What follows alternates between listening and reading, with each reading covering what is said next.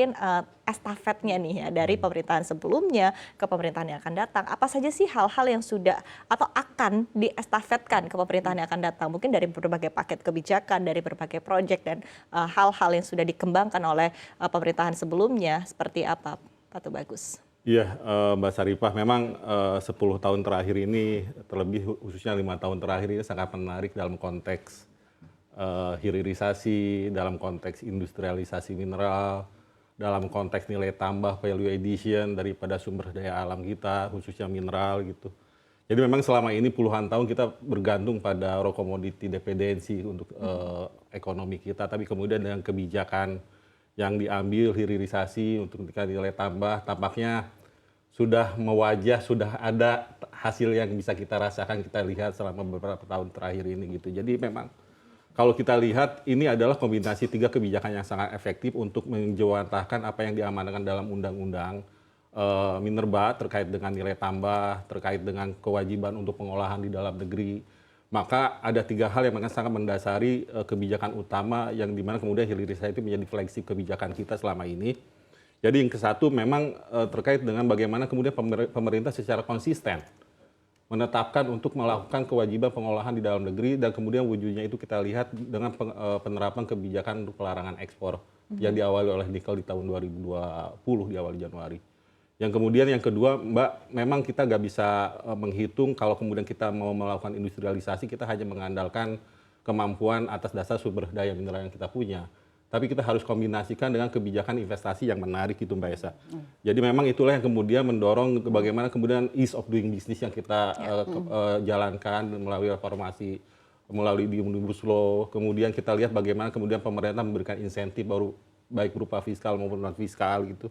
Dan itulah yang kemudian kebijakan kedua yang kemudian menggairahkan investasi untuk hilirisasi itu masuk ke Indonesia.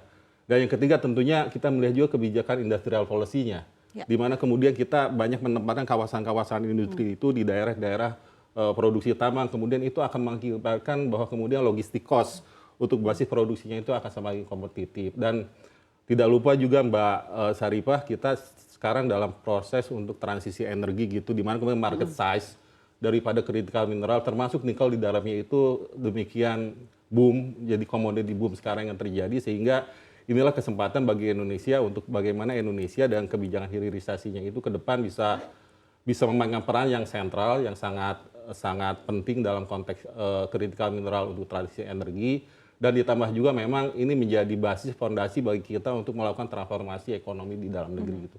Itu saya pikir udah sangat tepat apa yang dijalankan selama 10 tahun terakhir ini. Oke, baik. Nah, sebetulnya yang menarik juga ketika kemarin ya Presiden Joko Widodo menyampaikan begitu ketika nanti Prabowo menargetkan pertumbuhan ekonomi yang begitu masif begitu, bahkan disebutkan angkanya 8%. Nah, maka strategi yang harus dilakukan ini adalah 2 ya, tadi digitalisasi dan juga hilirisasi. Nah, sebelum kita melihat ya seperti apa sebetulnya size dari hilirisasi ini bisa berpengaruh kepada pertumbuhan ekonomi, kita throwback dulu ya dari apa yang sudah terjadi dalam beberapa tahun terakhir begitu. Sebetulnya seberapa jauh sih hilirisasi ini sudah mendongkrak ekonomi kita, Mbak Esa?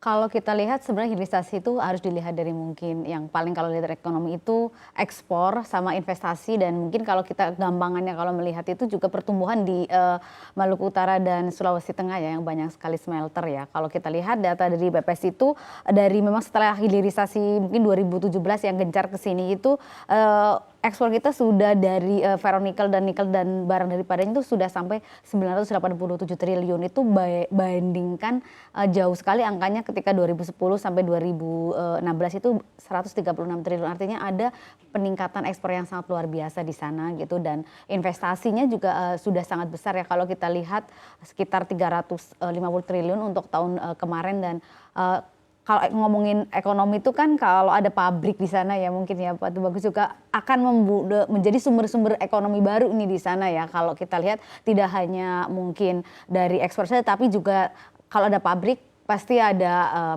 butuh makanan, butuh perumahan, butuh jalan juga. Nah ini yang kemudian menjadi sumber-sumber ekonomi baru ya, artinya ada mungkin dari nilai investasi 10 triliun kemudian naik jadi nilai ekonomisnya jadi mungkin 3 atau 4 kali lipat, ini juga yang harus dilihat juga. Belum lagi juga menggerakkan industri-industri yang lain ya, karena saya pernah berbincang dengan salah satu agen perbankan di sana, ketika ada pabrik di Morowali itu tiba-tiba ada banyak sekali transaksi perbankan, ada banyak sekali UMKM di sana. Jadi artinya hidup di sana, ekonominya lebih hidup, itu yang kita lihat bahwa Maluku Utara dan Sulawesi Tengah itu double digit terus ya dalam mungkin 4 tahun terakhir ya. Oke, nah tadi kan kita lihat mungkin dari size pertumbuhan ekonomi daerah begitu tadi seperti disampaikan juga oleh Mbak Esa, kemudian juga angka investasi juga terus meningkat begitu. Tapi ketika mungkin dari Kemenko Marves sendiri punya indikator-indikator tersendiri begitu untuk melihat seberapa jauh hilirisasi ini sudah berhasil dan efeknya nih ya ke depannya juga akan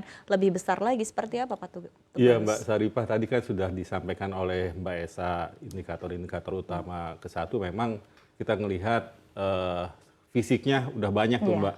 Mungkin yang udah operasi kawasan-kawasan industri udah udah dibangunnya udah ada beberapa tempat juga.